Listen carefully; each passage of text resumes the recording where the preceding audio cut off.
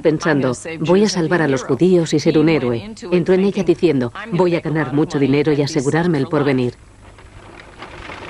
La Cracovia a la que Schindler llegó para explotar era una animada ciudad industrial con una floreciente comunidad judía, 60.000 personas en total.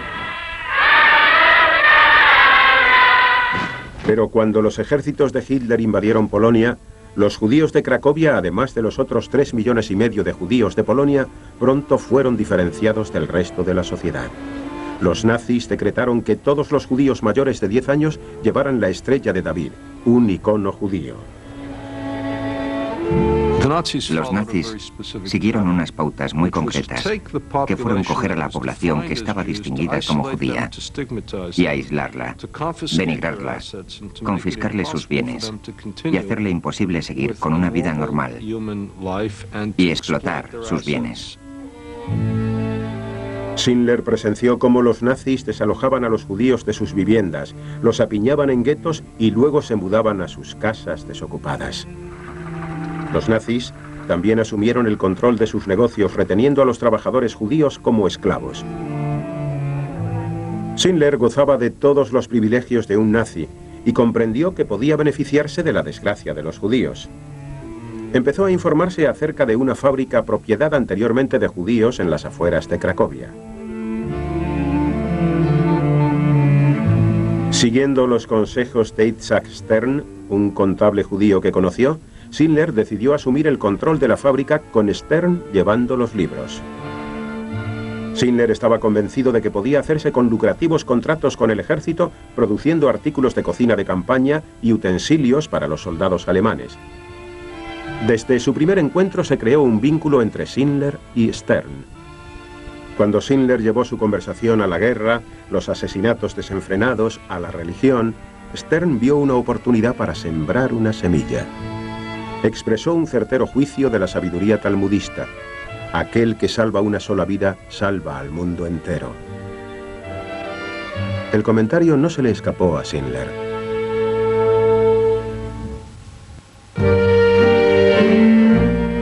Schindler compró la fábrica al Tribunal de Quiebras de Cracovia. Pidió prestados 50.000 zlotys, el equivalente a unos 10.000 euros, a varios judíos ricos que comprendieron que los nazis tarde o temprano les quitarían su dinero. Se arriesgaron a confiar en Schindler. La DEF, Deutsche Mühlfabrik, conocida por sus trabajadores como Emolia para abreviar, pronto se convirtió en un éxito. Schindler, el tipo vivo, hacía los contratos. Entre bastidores confiaba en sus empleados. Schindler poseía el olfato comercial y la compasión de tratar a los obreros judíos con humanidad, a menudo con una sonrisa, una broma o un detalle inesperado.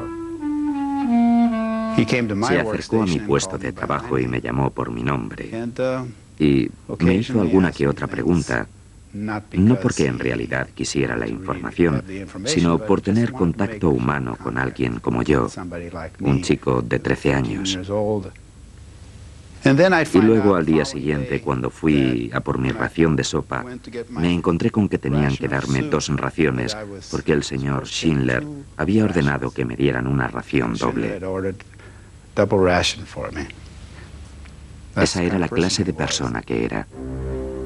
Había pruebas aún más convincentes del hecho de que Schindler era distinto a los otros nazis. Les avisaba a los judíos de los próximos Auftüns, incidentes calculados en los que la Gestapo aterrorizaba y mataba a los judíos de Cracovia.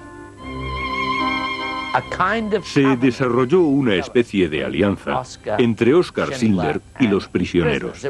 Era una alianza rudimentaria, pero en esencia venía a decir: haced funcionar mi fábrica, y si hacéis que siga en marcha, yo mantendré a los perros, a los nazis, a los látigos y los rifles fuera de la fábrica. Como consecuencia de eso, Emolia se ganó la fama de ser un refugio de la brutalidad nazi. Los judíos de Cracovia intentaban trabajar allí, y Schindler estaba más que ansioso de complacerlos, ya que emplear a más judíos le convenía desde el punto de vista económico. Aunque a los judíos no se les pagaba, aún así Schindler tenía que mandar sus salarios a las SS. Pero apenas a 6 marcos al día cada uno, unos 2 euros, la mano de obra judía era más barata que la de los trabajadores polacos, que cobraban más. Mientras desafiaba la ley nazi tratando a los judíos de forma humana, Schindler también violó las reglas del matrimonio. Mantuvo a su esposa Emily en casa, lejos de Cracovia, donde él tuvo innumerables relaciones sexuales con una amante alemana, su secretaria polaca y muchas otras mujeres hermosas. Era un omnívoro sexual y nunca se cansaba de las mujeres. Las mujeres nunca se cansaban de él. Era un hombre de complexión fuerte. Era muy atractivo.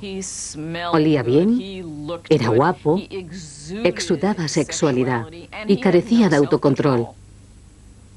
Emily Schindler siempre tuvo esperanzas de que se reformaría, de que de alguna manera cambiaría. Ella también era una ferviente católica, porque le preguntamos por qué no se divorció de él y respondió, no podría, no haría sufrir a mis padres divorciándome de él. Además, amo a ese hombre. ¿Y qué, no siente celos? No, si tuviera una sola amiga, me pondría sumamente celosa. Pero tiene cientos. ¿Cómo puedo sentir celos de cientos de mujeres? La broma de Emily ocultaba sus sentimientos heridos acerca de su matrimonio. A menudo discutía amargamente con Schindler sobre sus muchas amantes. Las innumerables aventuras de Schindler con mujeres hermosas nunca parecieron distraerle de las dificultades de sus trabajadores. Viajaban todos los días a su fábrica desde el gueto judío, donde las condiciones eran pésimas. Schindler era plenamente consciente de su sufrimiento y se enteró del plan de los nazis de eliminar el gueto. El 12 de marzo de 1943, Oskar Schindler nos dijo cuando llegamos al trabajo que no volviéramos al gueto esa noche en concreto, y que el motivo para ello era que habría problemas allí. Habría disparos, asesinatos, y la eliminación del gueto iba a tener lugar, que estaríamos mejor si nos quedábamos allí, hasta que todo hubiera pasado. La matanza de decenas de miles de judíos del gueto de Cracovia tuvo sin duda un poderoso efecto emocional sobre Oskar Schindler, que lo presenció. Tuvo que haber visto las palizas. Tuvo que haber visto a los perros mordiendo. Tuvo que haber visto a los oficiales azotando cruelmente. Los gritos, los chillidos y los aporreamientos, todas las formas imaginables de destrucción, incluyendo los fusilamientos en masa, habrían tenido lugar en ese momento. Bien es cierto que un especulador de guerra puede soportar muchas cosas. Los tiempos de guerra son difíciles para cualquiera. Pero tal vez ese fue el momento cuando aquello fue demasiado. Y reconoció que algo terrible, indescriptible, fuera de toda razón, imposible de articular, estaba teniendo lugar. Y tal vez ese fue el momento que lo cambió. Los judíos que sobrevivieron a esa noche fueron enviados en vagones de ganado a campos de exterminio como Auschwitz o Treblinka. Todo formaba parte de lo que se dio en llamar la solución final de Hitler. Ahora sabía que había una gran estrategia para limpiar a Europa de ese pueblo, para tratarlo como a un virus que sería totalmente erradicado. Él sabía que no era un virus, lo sabía porque conocía a Esther y a aquellos críos con los que había jugado de niño. Los trabajadores judíos de Schindler fueron enviados a una existencia atroz con otros 12.000 en el campo para esclavos de Plaszow. De día continuaron con sus esfuerzos en la fábrica de Schindler. Cuando terminaban el trabajo, volvían a la desolación del campo, un lugar donde las ejecuciones sumarias y en masa eran corrientes. Plaszow estaba dirigido por el comandante Aman Geff. Según los supervivientes del campo, Geff era un monstruo. Aquello no era vida. Estábamos esperando la muerte. Mataba a la gente al azar, antes de que fueran a trabajar. Tengo recuerdos terribles cuando pienso en que volvía cruzando el patio, silbando una melodía alegre. Estaba contento, como un animal contento. Le encantaba ver sangre. Le enseñaba a los perros cómo atacar a las personas. Me resulta muy difícil hablar de esto porque fue terrible. Le daba una orden al grande, al blanco, Raf, y el perro saltaba sobre la persona y la destrozaba.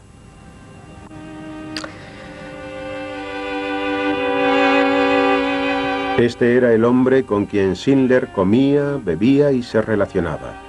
Pero esta relación tenía un doble propósito. Oskar Schindler tenía un plan para alejar a sus judíos de Amman Geff.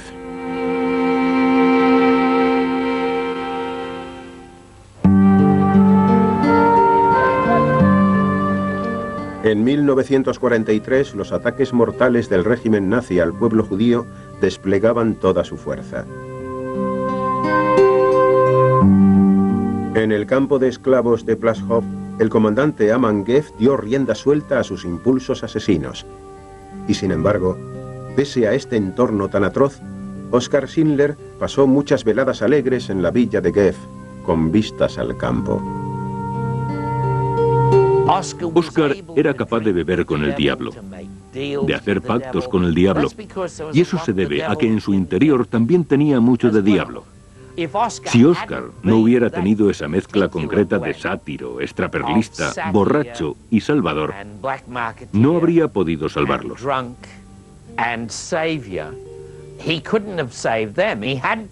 Tenía que tener esa mezcla concreta de contradicciones para ser un salvador en un mundo en el que todos los valores andaban trastocados.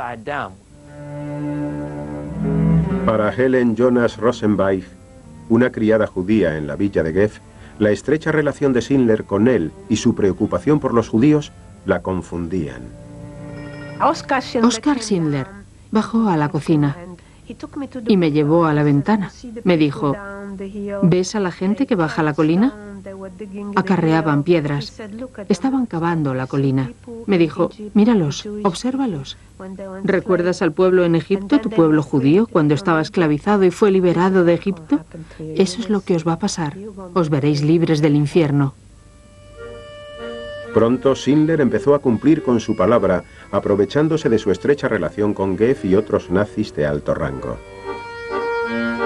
Schindler obtuvo el permiso para construir un campo de barracones al lado de Emolia. Les había convencido de que sus judíos trabajarían más duro y más tiempo si no tenían que viajar desde Plaszow. Los trabajadores también se beneficiaron. Ahora estaban fuera de la jurisdicción de Geff. Esas personas fueron salvadas de las palizas, de los ahorcamientos, las matanzas que estaban teniendo lugar en el campo Plaszow. Emolia ahora era un campo de concentración independiente. Eso convirtió a Oskar Schindler en director de un campo de concentración. Sin embargo, les proveía de más comida, atención médica y otras cosas indispensables que eran insólitas en otros campos. Estos servicios especiales eran caros, pero Schindler podía permitírselo. Estaba haciendo una fortuna en el mercado negro vendiendo los excedentes de su fábrica. Bajo la ley alemana, las actividades en el mercado negro de Schindler eran ilícitas, pero también lo era su trato humano y cordial a sus trabajadores judíos. En una ocasión dio una fiesta de cumpleaños y algunos de los presos hicieron una tarta y una niñita, una pequeña, la llevó a su despacho y se la entregó. Así que él le dio un beso. Y eso, claro está, era un delito grave en aquella época.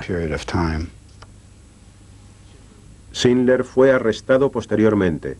Fue uno de 3 arrestos distintos, pero consiguió usar su labia y los sobornos para salir de los aprietos. Estaba jugando a un juego peligroso. Esta es una operación importante, lo hace abiertamente. Es un ciudadano alemán. Está violando las leyes, abiertamente. Lo hace con gran peligro para su persona y gastando mucho dinero, sin esperanzas de recompensa. En la primavera de 1944, Schindler y sus judíos tuvieron que adaptarse a los cambios en la guerra. Los rusos habían estado avanzando continuamente en el frente oriental y los alemanes se estaban replegando.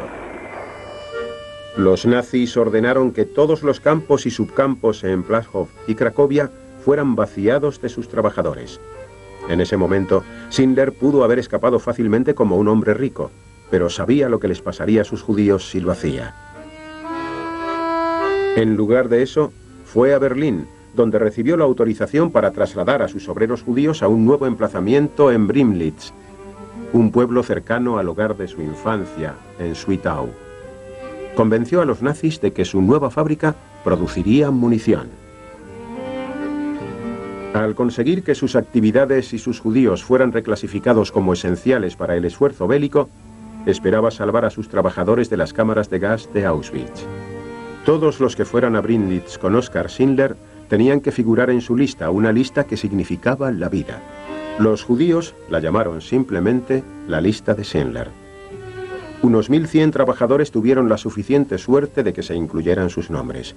Eran judíos tanto de la fábrica Emolia de Schindler como del campo de Plaszow. Schindler pudo cumplir la promesa que le hiciera a la criada de Goethe. Me dijo, dame los nombres de tus hermanas. Y así fue como me acompañaron.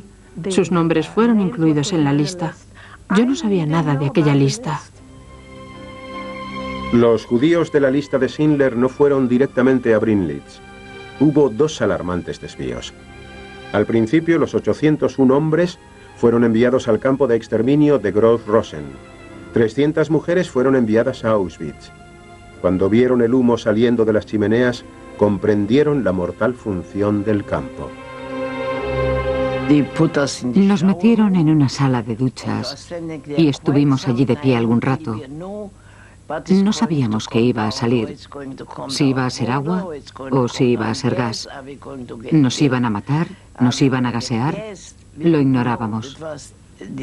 Fueron los minutos más espantosos. No sé cuánto duró aquello. A mí se me hizo muy, pero que muy largo, pero probablemente no lo fue tanto. Pero cada minuto era como un año.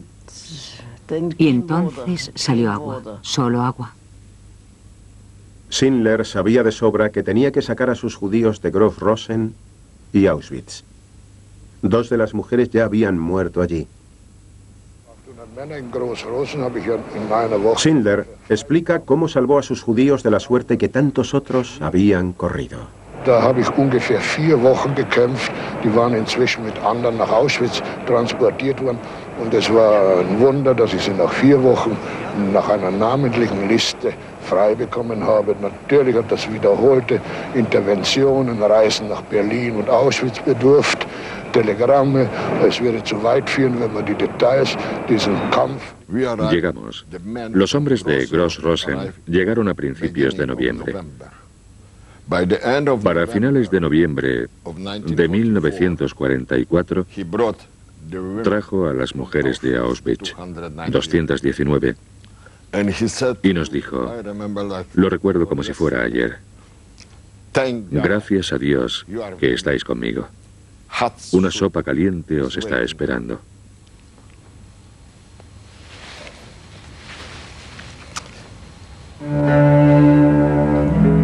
En los meses siguientes, los esfuerzos humanitarios cada vez mayores de Oskar Schindler en pro de los trabajadores judíos eclipsarían con mucho cualquier intento de beneficio particular.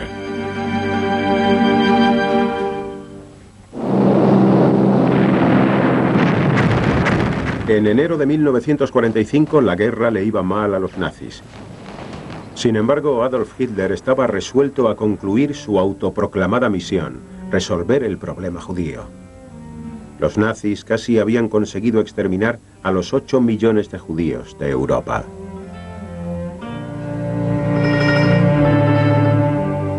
Oskar Schindler y el régimen nazi hablaban de cosas distintas. Había traído a unos 1.100 judíos a su fábrica esencial para la guerra de Brimlitz, Checoslovaquia. Ahora a Schindler se le había unido su mujer, Emily, que vino de su ciudad natal cercana, Zwickau. Emily estaba tan horrorizada como Oskar de las atrocidades nazis. Cuando Emily se reunió con su marido a tiempo completo en la fábrica de Brimlitz, Checoslovaquia, formó parte esencial de la operación y ayudó a sobrevivir a la gente. Mientras los motivos de Emily para alimentar, abastecer y cuidar de los trabajadores judíos en ese momento eran ante todo humanitarios, los de Oscar seguían siendo ambiguos. Si tus trabajadores trabajan para ti y te son rentables, lo que más te conviene económicamente es mantenerlos cerca y en condiciones que sean menos penosas para que puedan funcionar mejor. Aunque puede que Schindler empezara sus esfuerzos de tiempos de guerra en 1939 como un hombre de negocios con mentalidad de lucro, un incidente en enero de 1945 indicó que en ese momento de su vida sus preocupaciones humanitarias tenían mucho más peso que los motivos económicos.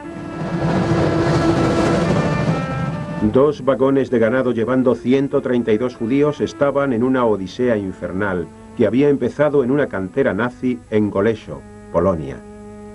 Los presos habían sido rechazados por varios campos de exterminio. Irónicamente, estaban demasiado llenos y ocupados matando a personas para aceptarlos. Tras 10 días sin comida, agua ni mantas, los helados prisioneros fueron abandonados en Brimlitz. Oskar Schindler acudió en su auxilio. Así que tuvimos que cortar las puertas con unos sopletes para sacarlos. Vimos cosas increíbles. Vimos a gente muerta. 16 de ellos. Había 132 en los 2 vagones de ganado. Esas personas fueron cuidadas por Oskar y Emily Schindler. Y el hecho de que aquellos vagones, aquellas puertas se abrieran, el hecho de que aquellas personas fueran llevadas a Brimlitz y el hecho de que sus vidas fueran salvadas, el hecho de que Oskar le comprara un terreno al párroco local para enterrar a los que habían muerto, todo eso es una proclama elocuente del honor y la bondad de los Schindler. Como los supervivientes de los vagones estaban muy delicados, ninguno de ellos trabajó ni un solo día en Brimlitz. Y sin embargo, durante los 5 meses siguientes, Schindler le pagó a los nazis más de 600 marcos al día por los 116 judíos que había recogido. Ya solo este acto dice mucho del hombre en el que se había convertido Schindler.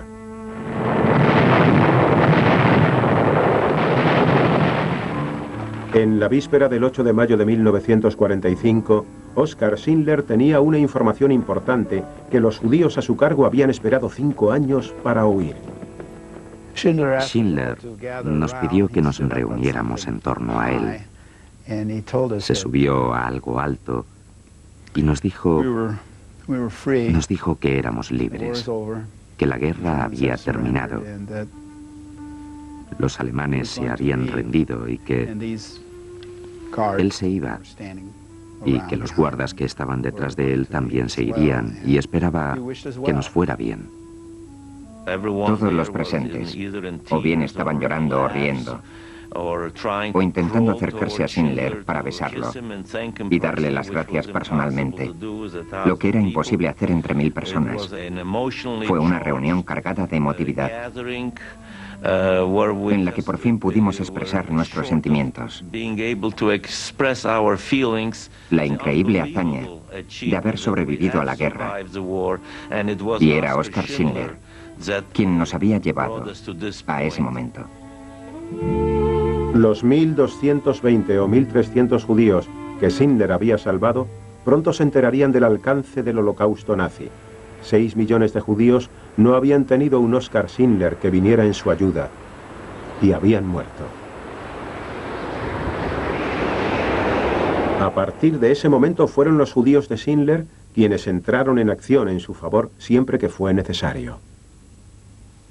Nosotros, los supervivientes, las personas a las que Oskar Schindler alimentó y protegió durante 4 años y medio, sabíamos que cuando los rusos tomaran nuestro campo, él como alemán, como nazi, como especulador, como director de la fábrica de un campo de concentración, no tendría posibilidades de sobrevivir. Schindler, el antiguo especulador de guerra nazi, fue disfrazado de superviviente del campo de concentración. 8 de los judíos a los que había salvado le ayudaron a esfumarse rumbo a la zona de las fuerzas aliadas en el oeste, donde pudo rendirse sin repercusiones. Oscar y Emily viajaron a Múnich y reflexionaron sobre el futuro. Él tenía 37 años y se enfrentaba a la turbulencia del mundo de la posguerra. La economía alemana era un caos, igual que la situación financiera de Oscar. Pese a los millones que había hecho durante la guerra, salió pobre de ella. Schindler era sin lugar a dudas un héroe, pero fuera de los supervivientes que le debían la vida, nadie lo sabía ni le interesaba. Tras la guerra, cuando el drama había pasado, estuvo a la deriva. Se mantuvo a flote pasando de una empresa a otra. Y fundamentalmente, era un sibarita que vivía para pasárselo bien. Schindler pronto hizo el dinero suficiente para iniciar una nueva vida. En 1949, una organización judía le concedió 15.000 euros. Fue el primero de muchos regalos económicos que le hizo la agradecida comunidad judía. Ese año Schindler se mudó a Buenos Aires, Argentina, donde él y Emily, 2 amantes y 3 familias que había salvado, intentaron reconstruir sus vidas.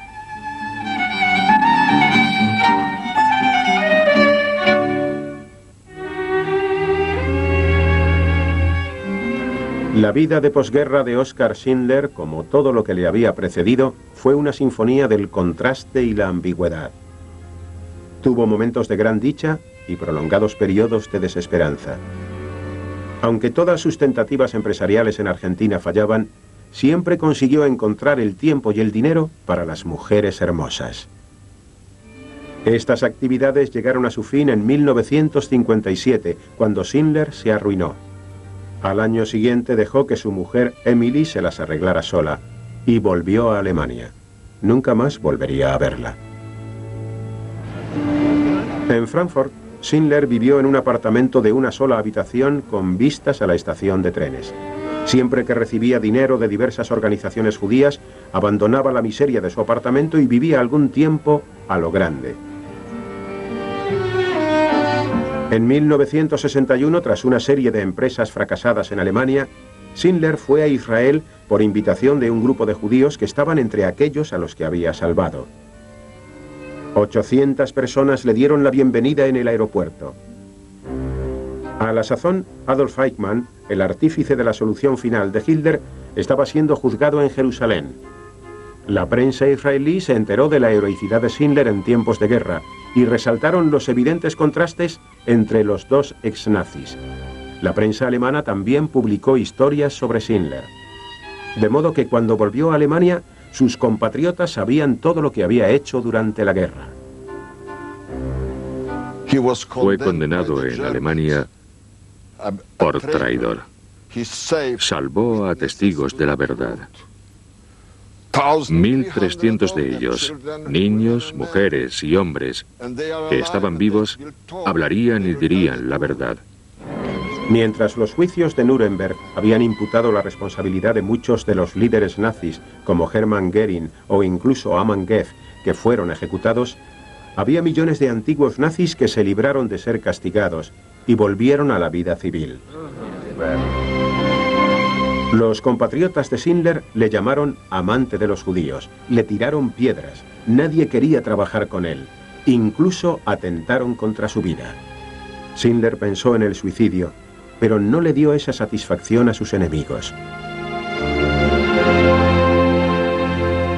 La moral de Schindler se levantó cuando volvió a Israel el 28 de abril de 1962, el día en que cumplía 54 años. Había sido invitado para plantar un algarrobo en el Jardín de los Justos en Yad Vashem, el monumento al Holocausto. A Schindler también se le concedió una medalla. Tenía inscrito el versículo del Talmud que 2 décadas antes le había oído a Isaac Stern: aquel que salva una sola vida, salva al mundo entero.